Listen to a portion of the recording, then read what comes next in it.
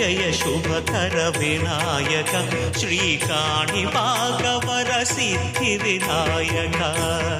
నమస్కారం. ప్రేక్షకులందరికీ శుభోదయం.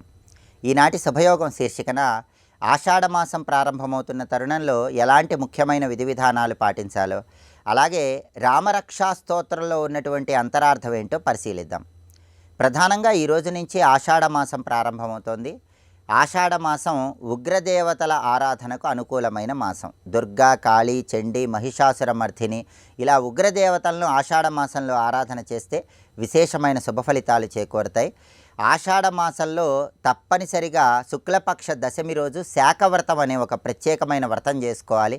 అంటే అమ్మవారిని శాఖములతో పూజించి అమ్మవారికి శాఖలు నైవేద్యంగా సమర్పించాలి. ఈ ఆషాఢమాసంలో ఎవరైనా సరే గృహారంభాలు, గృహప్రవేశాలు, శంకుస్థాపనలు ఇటువంటివి చేయకూడదు.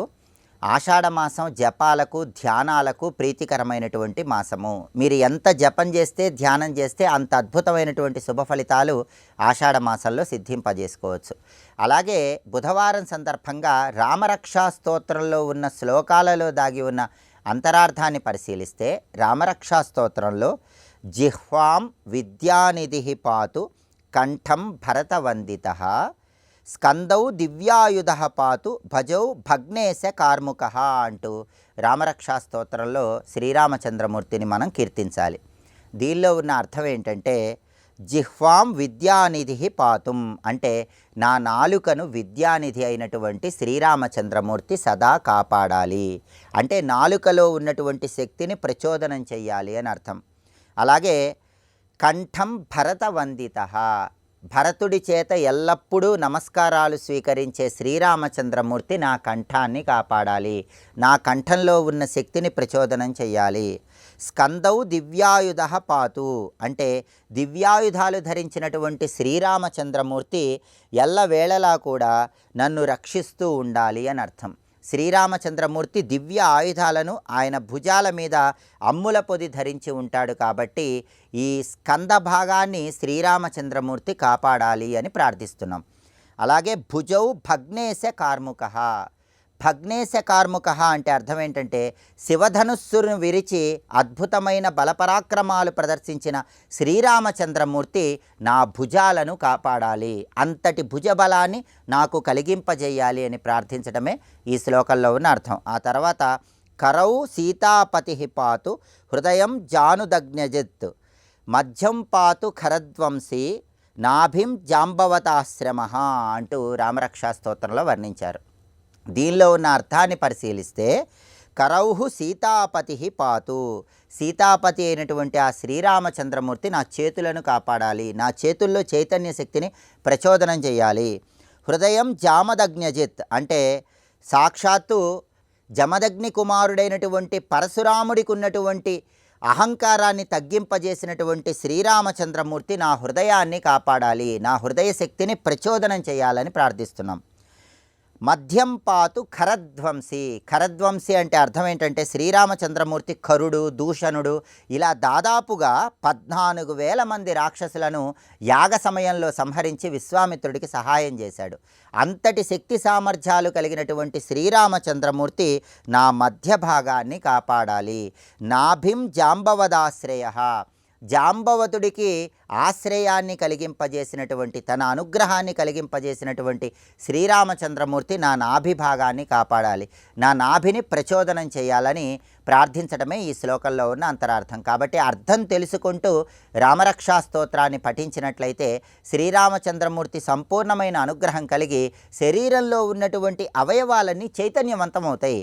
అవయవాల్లో ఉన్న ఇంద్రియ అధిష్టాన దేవతల అనుగ్రహం కలుగుతుంది. శారీరక, మానసిక అనారోగ్య సమస్యలు తొలగింపజేసుకొని ఆరోగ్య ప్రాప్తిని సిద్ధింపజేసుకోవచ్చు.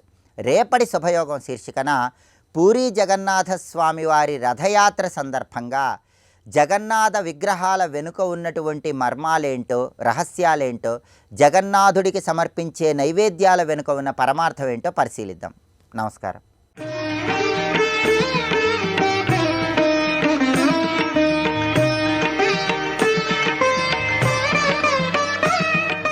అమ్మవారికి ప్రార్థన చేస్తే అమ్మవారు అతడికి అనుగ్రహించి, ఎందుకంటే అమ్మ కంటి చూపు వల్ల తిరిగి బతికాడు వాడు.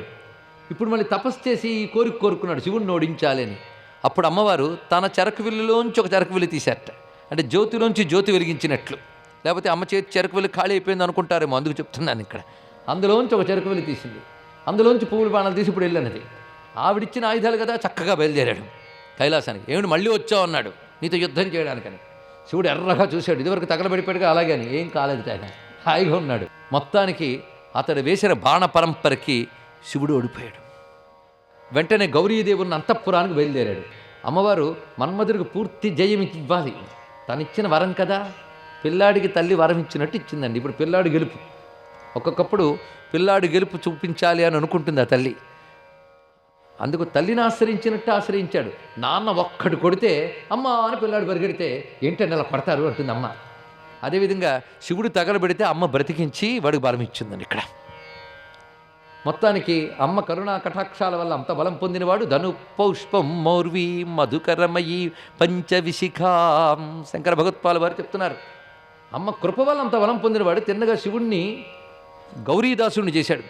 వెంటనే గౌరీ ఉన్న అంతఃపురంలోకి వెళ్ళాడు. అమ్మ ఏమనుకున్నదో, గౌరీదేవి అక్కడ లేదండి. ఏంటి ఏమైంది గౌరీ అనుకున్నాడు. అదే వేగంతో బయలుదేరాడు. తిన్నగా బయలుదేరి శ్రీశైలానికి వచ్చాడు భ్రమరాంబను చూద్దామని. భ్రమరాంబ లేదు. కాళహస్తి వచ్చాడు, జ్ఞానప్రసూన అంబలేదు. ఎక్కడెక్కడ శివాలయాలు ఉంటాయి అక్కడ అమ్మవారు ఉంటారు. కానీ ఆ సమయంలో మాత్రం శివాలయాల్లో శివుడే తప్ప అమ్మవారు లేరు. అమ్మవార్లు అందరూ వెళ్ళిపోయారు. ఎక్కడికి వెళ్ళిపోయారు? మొత్తం సర్వ శివాలయాల్లో ఉన్న తన గౌరీ స్వరూపాలన్నింటినీ తన కళ్ళల్లోకి లాగేసుకుంది అమ్మవారు. ఇక్కడ అమ్మ కళ్ళల్లో లీనమైపోయాయి ఆ గౌరీమూర్తులన్నీ కూడా త్రిపుర సుందరిలో. ఇంకా శివుడు చూశాడు, ఎక్కడ అమ్మవారు లేదు. తానా కాముడికి ఓడిపోయాడు. అందుకే కామ తీవ్రతలో బయలుదేరి తిన్నగా కాంచీపురానికి వచ్చాడు. అక్కడ తన ఏకాంబరేశ్వర ఆలయంలో తప్ప కామాక్షి లేదు. తిన్నగా కామకోటికి వచ్చాడు. అక్కడ త్రిపుర సుందరి ఉంది. ఆ త్రిపుర సుందరి స్వరూపం చూడగానే ఉన్నావా అని వచ్చేస్తున్నాడు. ఏంటేంటి మీదకి వస్తున్నావు అందుటి అమ్మవారు. గౌరీ అన్నాడు. నేనేంటి గౌరిని? నేను గౌరీ లక్ష్మి సరస్వతి సర్వరూపాలకి మూలమైన దానం, నేను త్రిపుర సుందరిని అని అన్నది. ఓహో నువ్వు ఊరికిన అలా అంటున్నావు, చూస్తుంటే తెలుస్తుంది నువ్వు నా గౌరీవే అన్నాడు. ఆగక్కడ అన్నది అక్కడ. ఎందుకంటే అమ్మవారు ఇక్కడ శివుడిని బాధ పెట్టాలని వాడు అనుకుంటుందా అండి? ఇదంతా పిల్లాడు గొప్పతనం చెప్పడం కోసం. చూడండి ఇక్కడ. అప్పుడు అమ్మవారి కంటి చూపుల్లోంచి రకరకాల మన్మధులు బయటకు వచ్చారు. అనంగ జనకాపంగ వీక్షణాయై నమో నమః. ఆ మన్మధులు బయటకు వస్తున్నారు. ఆ మన్మధులందరూ ఆయుధాలు పట్టుకున్నారు. వాళ్ళందరూ ఈ మన్మధుడికి సహాయంగా వచ్చారు. వీళ్ళందరూ సహాయం తీసుకుని మన్మధుడు మళ్ళీ బాణాలు వేశాడు అక్కడక్కడ శివుడి మీద. ఏం జరుగుతుందో తెలియనివ్వకుండా బాణాలు వేశాడు. చిత్రం ఏంటంటే ఆ బాణాలు ఏం చేసాయంటే శివుడు శ్మశానం ఉంటాడు కదా, శ్మశానాన్ని అందమైన భవనంగా మార్చేశాయి. శివుడు ఒంటి నుంచో బూడిద పూసుకున్నాడు కదా, అది గంధంగా మార్చేశాయి. చర్మాంబరం కాస్త పట్టు వస్త్రంగా మార్చేశాయి. ఆ వికృత వేషాలన్నీ తీసివేసి ఆ పాములన్నీ రత్నాభరణాలుగా మార్చేశాయి. మొత్తాన్ని ఆయన అందగాడిగా మార్చేశాయి. ఆయన ఎప్పుడు అందగాడే, వేషం వికృతం. ఆ వేషం కూడా అందంగా మార్చేశాడు. ఇదంతా చూస్తుంటే అమ్మవారు శివుడిని ఎలా మార్చారో చూడండి ఇక్కడ. అంతా అయిన తర్వాత శివుడి దగ్గరికి వచ్చేట్టు మన్మధుడు వచ్చి బుగ్గ మీద అలా అని ఇప్పుడు నీ ఇష్టం అన్నాడు. మన్మధుడికి జయమండి. అమ్మ దయతలిస్తే ఇంత జరుగుతుంది ఇక్కడ. దీనన్నిట్లో ఉపాసనా రహస్యాలు ఉన్నాయి. అది తెలియాలంటే ఆత్మవిద్య, మహావిద్య, శ్రీ విద్య, కామసేవిత. అమ్మ అనుగ్రహిస్తే శివుడిని అలా మనం వశం చేసుకోగలం అని ఇందులో చెప్పబడుతుంది ఇక్కడ. అమ్మ అనుగ్రహం వల్లనే. అప్పుడు అమ్మవారు అన్నారు, చూసావా మన్మధుడి దగ్గర ఓడిపోయావు కదా, తిరిగి నీ గౌరిని నువ్వు పొందాలంటే తపస్సు చేసుకో అన్నది ఇక్కడ. అప్పుడు ఆయన శివుడు అక్కడి నుంచి బయలుదేరబడి తిన్నగా తపస్సుకి ఎక్కడికి వెళ్ళాడంటే ఓఢ్యాన పీఠంలో శివుడు తపస్సు చేసుకోవడానికి వెళ్ళాడు. స్వస్తి.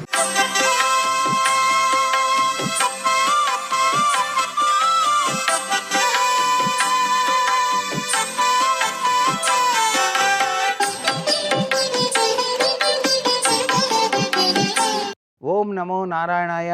ఓం నమఃశివాయ. శ్రీమాత్రే నమః. నేటి నుంచి ఆషాఢమాస ప్రారంభం.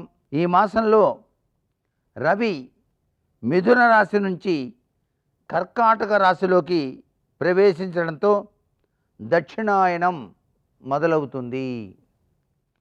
ఆయనంలో దక్షిణాయనం మొదలవుతుంది కాబట్టి దక్షిణాయనంలో అనేక ముఖ్యమైన పండగలు, వ్రతాలు, నోములు, పుణ్యతిథులు ఇవన్నీ కూడా ఉన్నాయి.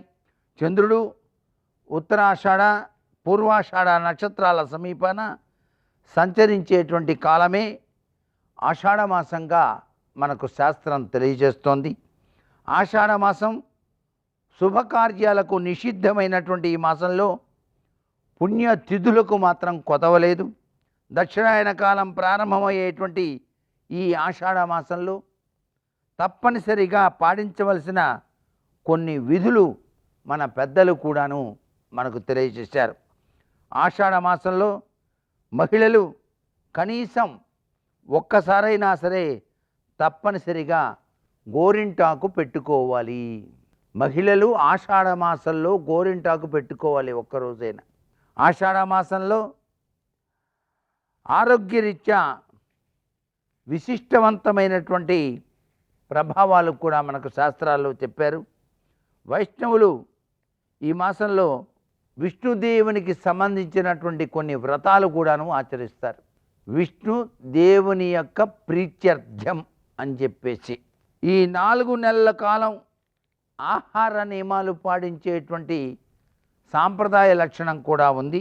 ఈ ఆషాఢంలో ఎక్కువగా మనం పూజించవలసినటువంటిది విష్ణుదేవుని యొక్క ఆరాధనగా మనకు శాస్త్రాలు తెలియజేస్తున్నాయి.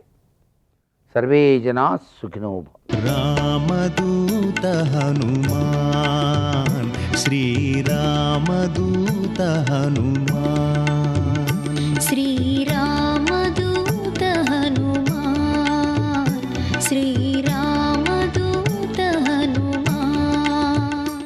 ఎప్పుడైనా కష్టాల్లో ఉన్న వాళ్ళకి గొప్ప ఉపశాంతి కల్పిస్తుంది. ఎందుకని అంటే అది ధర్మ సంబంధమైనటువంటిది. ఏదో ఊహ మీద పర్వాలేదులేండి మీకు బాగుంటుంది తప్పకుండా అన్నమాట కాదు.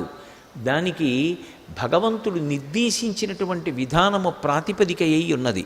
అందుకే సీతమ్మ తల్లి చెప్పినటువంటి ఈ శ్లోకానికి సుందరకాండలో ఎనలేని ప్రాధాన్యత ఇస్తారు. సీతామాత యొక్క దర్శనం పూర్తయిపోయింది. అమ్మవారి దగ్గర సెలవు తీసుకుని, అమ్మ నేను మళ్ళీ ఉత్తర తీరాన్ని చేరుకోవాలి, అక్కడ ఉన్నటువంటి వానరుల్ని కలవాలి, వాళ్ళందరూ ప్రాణాలు అరిచేతిలో పెట్టుకుని శుభవార్త కోసం ఎదురు చూస్తూ ఉంటారు, వాళ్ళని కలిసి నేను మళ్ళీ రామచంద్రమూర్తి దగ్గరకు వెళ్ళి నీ క్షేమవార్త నివేదించి వానరులతో కలిసి సముద్రాన్ని దాటి ఈవలి ఒడ్డుకు వచ్చి లంకలో రావణాసురుడితో యుద్ధం చేసి రాక్షసుల్ని నిహతులను చేసిన తరువాత నువ్వు రామచంద్రమూర్తితో కలిసి పట్టాభిషేకం పొందడానికి యోగ్యమైన స్థితిని కల్పించవలసి ఉంటుంది. కాబట్టి తల్లి నేను నీ దగ్గర సెలవు తీసుకుని బయలుదేరుతానన్నారు.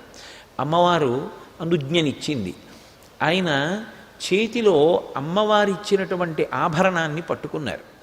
ఆయన సముద్రాన్ని దాటి వచ్చేటప్పుడు రామచంద్రమూర్తి ఇచ్చినటువంటి ఉంగరాన్ని తన యొక్క కొప్పులో దోపుకుని తీసుకొచ్చారు. ఎందుకంటే శిరస్సు అత్యంత పూజనీయమైనటువంటి స్థానం. సర్వస్య గాత్రస్య శిరప్రధానం అని. ఏమండి అలా తల మీదే పెట్టుకోవాలా అంటే నేను మీకు ఒక్క మాట చెప్తాను చూడండి. ఏ వస్తువుని ఎక్కడ ఉంచుతారు అనేటటువంటిది వస్తువుకి కలిగేటటువంటి నష్టం కానీ వస్తువుకి కలిగేటటువంటి పూజ్యత కానీ కాదు. ఆ వస్తువుని ఎవరు ఎక్కడ పెడతారు అన్నదాన్ని బట్టి ఆ వ్యక్తి యొక్క సౌశీల్యము ఆవిష్కృతమవుతుంది. ఓ ఇంట్లోకి వెళ్ళామనుకోండి, ఇంట్లో అమ్మగారు నాన్నగారి యొక్క చిత్రపటం కనపడి అమ్మగారు నాన్నగారికి ఒక పూలదండ వేసి ఉందనుకోండి, మీరు ఆ ఇంటి యజమాని యొక్క సంస్కారాన్ని చెప్పియచ్చు. మీరు ఒక పుస్తకాల గూడు చూస్తే అందులో ఉండేటటువంటి పుస్తకాలని బట్టి ఆ యజమాని లక్షణం చెప్పచ్చు. ఏ వస్తువు ఎక్కడ పెడతారు అన్నదాన్ని బట్టి యజమాని సంస్కారం అర్థమవుతుంది. ఒక ఎంగిలి చేసిన మంచినీళ్ల గ్లాసుని భగవద్గీతని ఒకచోటే ఉంచితే భగవద్గీత యొక్క గౌరవం ఏం పోదు. కానీ అలా భగవద్గీత ఉంచినటువంటి వ్యక్తి యొక్క కుసంస్కారం మాత్రం వ్యక్తం అవుతుంది.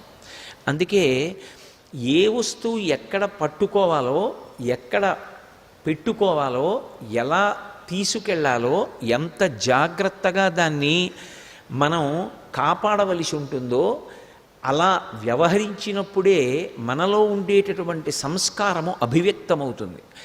సంస్కారము అనేటటువంటిది ఏదో పెద్ద పెద్ద విషయాలకి సంబంధించింది కాదు. ఏ చిన్న విషయం దగ్గరైనా సరే అసలు మనిషి జీవితం ఎంత పొందికగా ఉంటుంది అన్నది తెలుస్తుంది. రామాయణం చదివితే రామాయణంలో ఎవరు ఎలా ప్రవర్తించాలో ఎవరు ఎలా ప్రవర్తిస్తే సంస్కారవంతులంటారో మనకి ఎంత అద్భుతంగా మాట్లాడతారో మహర్షి. సర్వం శ్రీ ఉమామహేశ్వర పరబ్రహ్మార్పణమస్తు. స్వస్తి.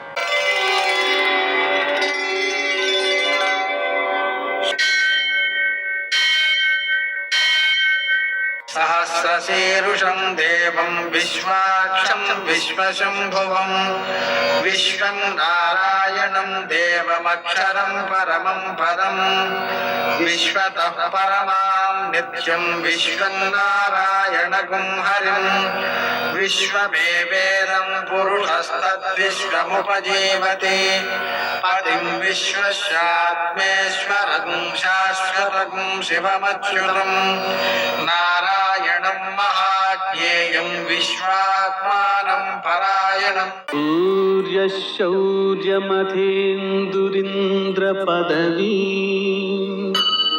सन्मङ्गलं मङ्गलम् ఆపదామపహర్తారం దాతారం సర్వసంపదాం లోకాభిరామం శ్రీరామం మోక్షదం తం నమామ్యహం. నేటి కాలమాన విశేషాలను గమనిద్దాం. స్వస్తి శ్రీ చాంద్రమాన పరాభవనామ సంవత్సరం దక్షిణాయనం, కొన్ని పంచాంగాలలో ఉత్తరాయణం, గ్రీష్మ ఋతువు, ఆషాఢమాసం, శుక్లపక్షం, బుధవారం. సూర్యోదయం 5:54 సూర్యాస్తమయం 6:50 తిథి పాడ్యమి మధ్యాహ్నం 11:54 వరకు, నక్షత్రం పుష్యమి రాత్రి 9:49 వరకు, వర్జం ఉదయం 7:24 నుంచి 8:50 వరకు, దుర్ముహూర్తం ఉదయం 11:56 నుంచి 12:45 వరకు, అమృతకాలం సాయంకాలం 4:03 నుంచి 5:30 వరకు, రాహుకాలం బుధవారం కాబట్టి మధ్యాహ్నం 12 నుంచి 1:30 వరకు, అష్టకవర్గ రీత్యా శుభప్రదమైన సమయం ఉదయం 11 గంటలకి. నేటి విశేషం బుధవారం, పుష్యమి నక్షత్రం. పుష్యమి నక్షత్రం చాలా మంచిది. పుష్యంతి అస్మిన్ అర్థాః ఇది పుష్య. పుష్యమి నక్షత్రం ఎవరికైతే తారాబలంతో కూడి ఉంటుందో వారు కనుక ఈ నక్షత్రంలో కార్యాలు ప్రారంభించినట్లయితే అవి నిర్విఘ్నంగా ఉత్తమ ఫలం ఇచ్చేవిగా ఉంటాయి, పోషించబడతాయి అని చెప్పారు శాస్త్రంలో. ఇక బుధవారం కాబట్టి మనం పిల్లలకి హయగ్రీవ జపం చేయమని చెప్పడం, హయగ్రీవ స్తోత్ర పారాయణ చేయించడం, హయగ్రీవునికి పూజ చేయించడం, అలాగే పెసలతో కలిపిన పాయసాన్ని తయారు చేసి దానికి హయగ్రీవం అని పేరు ఆ పిండి వంటకి, దాన్ని హయగ్రీవునికి నివేద్యం చేసి దాన్ని ప్రసాదంగా తీసుకోవడం మొదలైన చర్యల ద్వారా విద్యార్థులలో విద్య ఎందు ఆసక్తి పెరుగుతుంది, దానిలో ఉత్తీర్ణత లభిస్తుంది. విశేషించి ఆ విద్యను దేశ ప్రయోజనాల కోసం అలాగే ప్రజలకు మేలు చేయడం కోసం తమ విజ్ఞానాన్ని వాడేలాగా తయారవుతారు. ఇక ఈరోజు శ్రీరామచంద్రునికి కూడా ప్రీతికరమైనది. రామునికి సంబంధించి రామాయణంలో మొదటి సర్గ. నారదుడు వాల్మీకి రామకథ అంతా చెప్పాడు ఒకే సర్గలో. 100 శ్లోకాలు ఉంటాయి దాంట్లో. ఆ సర్గని పిల్లల చేత పారాయణ చేయించినట్లయితే, వాళ్ళతో కలిసి మనం కూడా పారాయణ చేసినట్లయితే పిల్లల్లో సద్గుణాలు వృద్ధి చెందుతాయి. రామాయణం పారాయణం మొత్తం చేసినంత ఫలితం కూడా లభిస్తుంది. నేటి ఆణిముత్యాలు.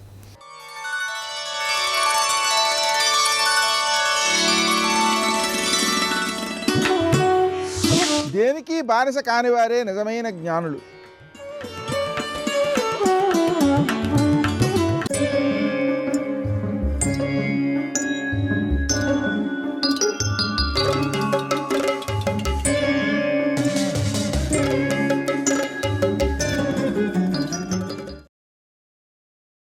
దుశ్శాసనుడు ద్రౌపదిని సభలోకి ఈడ్చుకొని వచ్చాడు. అది చూసి భీముడు తట్టుకోలేక ధర్మరాజుతో ఇలా అన్నాడు, ఓ ధర్మరాజా, జూదగాళ్ల ఇళ్లలో పుంశలులు, చెడు స్వభావం గల స్త్రీలు ఉంటారు. వారు జూదగాళ్లను ఆశ్రయించుకొని జీవిస్తూ ఉంటారు. అటువంటి వారిని కూడా జూదగాళ్ళు ఏనాడు పందెంలో పెట్టి జూదమాడరు కదా. ఆ జూదగాళ్లకు వారి మీద కూడా దయ ఉంటుంది. నీకు కట్టుకున్న భార్య మీదే దయ లేదు, పందెంలో పెట్టేశావు. కాశీరాజు ఇచ్చిన ధనాన్ని, ద్రవ్యాన్ని, ఇతర రాజులు ఇచ్చిన రత్నాలు, వాహనాలను, ధనాన్ని, కవచాలను, ఆయుధాలను కూడా పందెంలో పెట్టావు. మమ్ముల్ని పెట్టావు. నిన్ను నువ్వు కూడా పెట్టుకొని ఓడిపోయావు. మనందరినీ శత్రువులు గెలిచారు. ఈ విషయంలో నాకు నీ మీద కోపం రావటం లేదు. నువ్వే మా సర్వస్వానికి అధిపతివి. దీనిపై నీకు హక్కు ఉంది. అయితే పందెంలో ద్రౌపదిని పణంగా పెట్టి ఆడావు కదా, అక్కడే నువ్వు హద్దు మీరావని నేను భావిస్తున్నాను. ఎందుకంటే ఈమె సుకుమారి, పాండవుల భార్య. నువ్వు చేసిన ఈ పని మూలంగా క్షుద్రులు, క్రూరులు అయినటువంటి ఈ కౌరవుల వల్ల ఈమె ఎన్నో కష్టాలు పడుతుంది, ఇబ్బందులు పడుతుంది, అవమానాలు పడుతుంది, బాధపడుతుంది. ఓ రాజా, ఈ ద్రౌపది ఇలాంటి దుర్దశకు చేరటానికి నువ్వే కారణం కనుక నేను నీ మీదే కోపాన్ని ప్రదర్శిస్తున్నాను. ఈ పని చేసినందుకు ఇప్పుడే నీ చేతులు తగలబెడతాను. ఓ సహదేవ, అగ్నిని తీసుకొనిరా అని అరిచాడు. అప్పుడు అర్జునుడు, ఓ భీమసేన, ఏమిటి ఆ మాటలు? హద్దులు మీరు ఎందుకు మాట్లాడుతున్నావు? ఇంతకుముందు ఎప్పుడూ నువ్వు ఇలాంటి మాటలు మాట్లాడలేదే, మరి ఇప్పుడెందుకు మాట్లాడుతున్నావు? నువ్వు మాట్లాడిన ఈ మాటలను బట్టి చూస్తుంటే క్రూరులు, దుర్మార్గులు అయిన శత్రువులు నీ బుద్ధిని నాశనం చేసినట్లుగా అని కనిపిస్తుంది. ఇది ముమ్మాటికి నిజం. ధర్మాన్ని మీరు ఎందుకు మాట్లాడుతున్నావు? నువ్వు ఇలా ప్రవర్తించడం మన శత్రువులకు ప్రియమై ఉంది. ఇట్లా చెడిపోవాలనే చేశారు కనుక నువ్వు క్రూరులైన శత్రువుల కోరికలను తీర్చకు, వారు ఆనందపడేలాగా చెయ్యకు. ఉత్తమ ధర్మాన్ని మాత్రమే ఆచరించు. ధర్మాత్ముడైన అన్నను ఎవరైనా విడిచిపెడతారా? మనం విడిచిపెట్టరు కదా. ఆయనను ఎదురిస్తూ ఎవరైనా ఇలా ప్రవర్తిస్తారా? ప్రవర్తించరు కదా. నీకేమైంది ఈరోజు? ఇందులో ఈయన తప్పేముంది? శత్రువులు పిలిచారు కనుక ఈ ధర్మరాజు ఇక్కడికి వచ్చాడు. శత్రువులు జూదమాడమని కోరారు కనుకే ఈ ధర్మరాజు ఇక్కడ జూదాన్ని ఆడాడు. అది కూడా క్షత్రియ ధర్మాన్ని ఆచరిస్తూనే ఈ ధర్మరాజు జూదమాడాడు. అలా ధర్మంగా ఉండటం వల్ల మనకు కీర్తి లభిస్తుంది. ఈ విషయం తెలుసుకో అన్నాడు. అప్పుడు భీమసేనుడు, ఓ అర్జున, ఇది క్షత్రియ ధర్మ ప్రకారమే జరిగిందనే విషయం నాకు కూడా తెలుసు. లేకపోతే ఇప్పుడే మండుతున్న అగ్నిలో ఈ ధర్మరాజు యొక్క 2 చేతులను బలవంతంగా పట్టుకొని కాల్చేసేవాణ్ణి అన్నాడు. అప్పుడు ఈ మాటలన్నీ వింటూ దుఃఖిస్తున్న పాండవులను ధృతరాష్ట్రుని కొడుకైనటువంటి వికర్ణుడు చూశాడు. సభలో దుశ్శాసనుడి చేత ఈడ్చబడుతున్నటువంటి ద్రౌపదిని చూశాడు. వెంటనే పైకి లేచి ఆ సభలో ఇలా అన్నాడు, ఓ రాజులారా, ఈ ద్రౌపది అడిగిన ప్రశ్నకు సమాధానం చెప్పండి. సమాధానం తెలియకపోతే మనమంతా వెంటనే నరకానికి పోవలసి ఉంటుంది. ఇక్కడే కురువృద్ధులైన భీష్మ, ధృతరాష్ట్రులు ఉండి కూడా ఏమీ మాట్లాడటం లేదు. మహాబుద్ధివంతుడైనటువంటి విదురుడు ఉండి కూడా నోరు విప్పటం లేదు. ఇక్కడే అందరికీ గురువైన ద్రోణాచార్యులు వారు ఉన్నారు, కృపాచార్యులు వారు ఉన్నారు. వారెందుకు ఈ ప్రశ్నకు సమాధానం చెప్పటం లేదు? ఇక్కడే అన్ని దిక్కుల నుండి వచ్చినటువంటి రాజులు ఎంతోమంది ఉన్నారు. మీరైనా సరే కామక్రోధాలకు అతీతంగా తమ బుద్ధిని అనుసరించి ఈ ప్రశ్నకు సమాధానాన్ని చెప్పండి.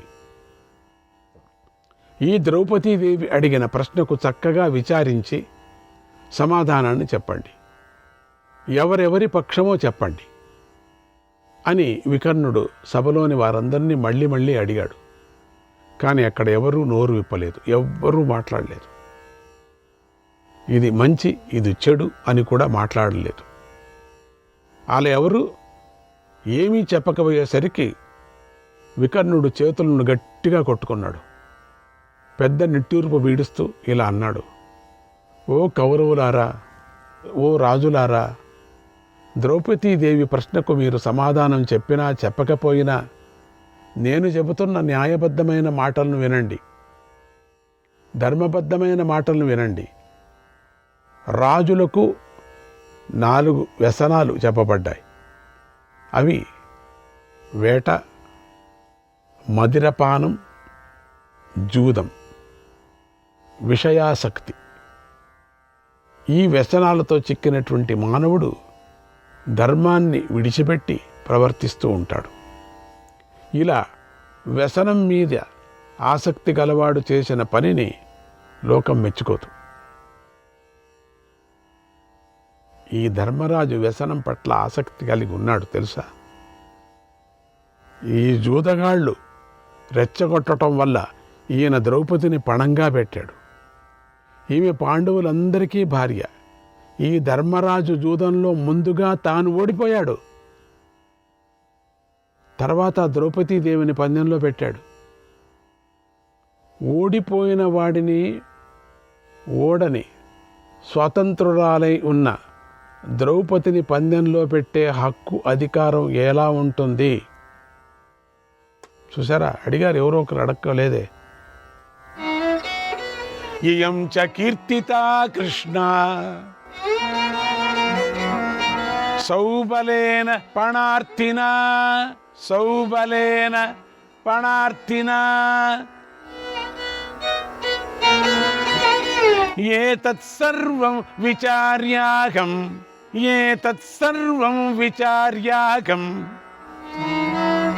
మన్యేన విజితామిమాం మన్యేన విజితామిమాం. ఈ శకునే మొత్తాన్ని గెలవాలనుకొని ద్రౌపదిని పందెంలో పెట్టే విషయాన్ని కూడా చెప్పాడు. ఇదంతా నేను విచారించి చెబుతున్నాను కనుక ద్రౌపదీదేవి గెలవబడలేదు అంటే అని ఘోషించాడు. ఈ మాటలను విన్న సభాసదులు వికర్ణుణ్ణి మెచ్చుకున్నారు. అందరూ శకుని నిందిస్తూ మాట్లాడారు. సభలో పెద్ద కోలాహలం ఏర్పడింది. ఆ కోలాహలం శాంతించగానే కర్ణుడు కోపించి వికర్ణుడి చేయి పట్టుకొని ఇలా అన్నాడు, ఏ వికర్ణ, లోకంలో ఎన్నో వస్తువులు విపరీతమైన పరిణామాలను కలిగిస్తూ కనిపిస్తున్నాయి. అరణిలో పుట్టిన అగ్ని దానినే కాల్చేసినట్లుగా ఏ వంశంలో పుట్టినవాడు ఆ వంశాన్ని నాశనం చేస్తూ ఉంటాడు. నువ్వు అలాంటి వాడివే.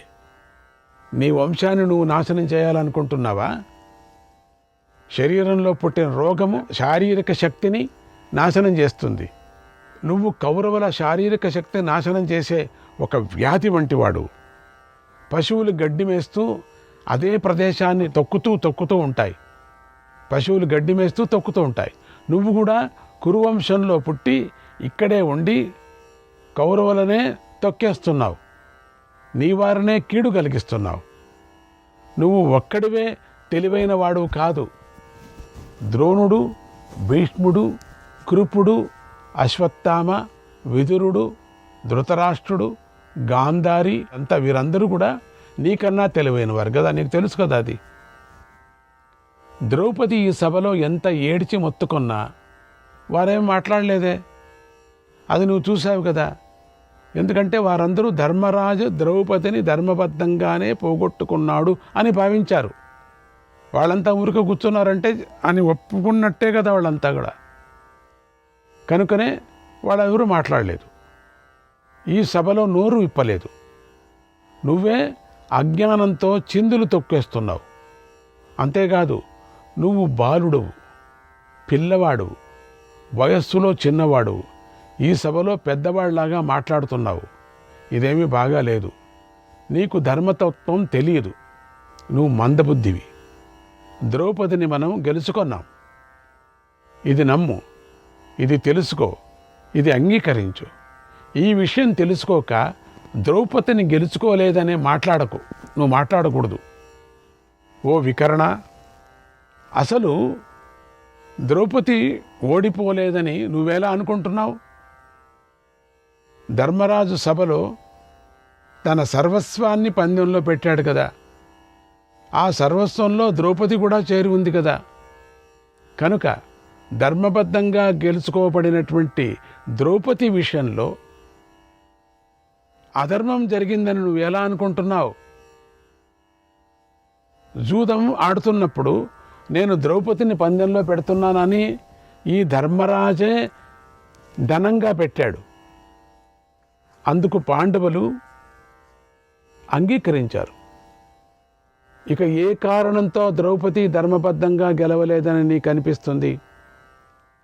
ఒకవేళ ఏకవస్త్ర పుష్పవతి అయినటువంటి ఈమెను సభలోకి తీసుకొని రావటం అధర్మమని నువ్వు అనుకుంటే ఈ విషయంలో కూడా నా దగ్గర సమాధానం ఉంది.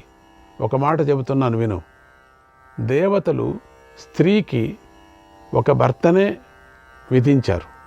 పాండవుల ధనాన్ని ఈమెను, పాండవులను మొత్తం ఐశ్వర్యాన్ని ఈ శకుని ధర్మంగానే గెలిచాడు, ధర్మంగానే నడుచుకుంటున్నాడు. ఓ దుశ్శాసనా, ఈ వికర్ణుడు బాలుడు, మూర్ఖుడు, పండితుడిలాగా ఏదో మాట్లాడుతున్నాడు. ఈ మాటలు పట్టించుకోకు, నేను చెప్పింది చెయ్యి. పాండవానాంచ వాసాంసి ద్రౌపద్యాశ్చాప్యుపాహర ద్రౌపద్యాశ్చాప్యుపాహర. నువ్వు ఈ పాండవుల వస్త్రాలను ఉడదయి, ఈ ద్రౌపది వస్త్రాలను కూడా ఉడదయి అన్నాడు. కర్ణుడి మాట వింటూనే పాండవులు వెంటనే తమ ఉత్తరీయాలను తీసి సభలో కూర్చున్నారు. అందరూ ఉత్తరీయాలు తీశారు, ఒక గోచితో మాత్రం కూర్చున్నారు. సభా మధ్యే సమాక్షిప్య వ్యపాకృష్ణం ప్రచక్రమే. ఆ తర్వాత దుశ్శాసనుడు బలవంతంగా సభ మధ్యలో ద్రౌపదిని వస్త్రాలను లాగటం ప్రారంభించాడు. దుశ్శాసనుడు అలా తన వస్త్రాలను లాగుతూ ఉంటే ద్రౌపదీదేవి పరమాత్మ అయినటువంటి శ్రీకృష్ణుడిని ప్రార్థించింది. పెద్ద ఆపద కలిగినప్పుడు భగవంతుడైన శ్రీహరిని స్మరించాలని పూర్వం వశిష్ఠ మహర్షి పలికిన మాట ఆమెకు బాగా గుర్తుంది. అందుకే గోవింద కృష్ణ హరే గోవింద మాటి మాటికి పిలిచింది కృష్ణుణ్ణి. కృష్ణ కృష్ణ అని ఒక చెయ్యనింది, కృష్ణ కృష్ణ కృష్ణ, గోవింద కృష్ణ అని మాటి మాటికి పిలిచింది. ఆపదలో అభయాన్ని ప్రసాదించే శ్రీకృష్ణుణ్ణి మనసారా స్మరించింది. గోవింద ద్వారకావాసిన్ గోవింద ద్వారకావాసిన్ కృష్ణ గోపీజనప్రియ కౌరవైః పరిభూతాం మాం కౌరవైః పరిభూతాం మాం కిం న జానాసి కేశవ కిం న జానాసి కేశవ హే నాథ హే రమానాథ హే నాథ హే రమానాథ వ్రజనాథార్తినాశన కౌరవార్ణవ మగ్నాం మాం ఉద్ధరస్వ జనార్దన ఉద్ధరస్వ జనార్దన జనార్దన. కృష్ణ గోవింద హరే కృష్ణ గోపీజనప్రియ గోవింద ద్వారకావాస కృష్ణ హరే కృష్ణ గోపీజనప్రియ కేశవ. కౌరవులు పరాభవిస్తున్న నన్ను గుర్తించవా? శ్రీకృష్ణాయ పరమాత్మనే నమః.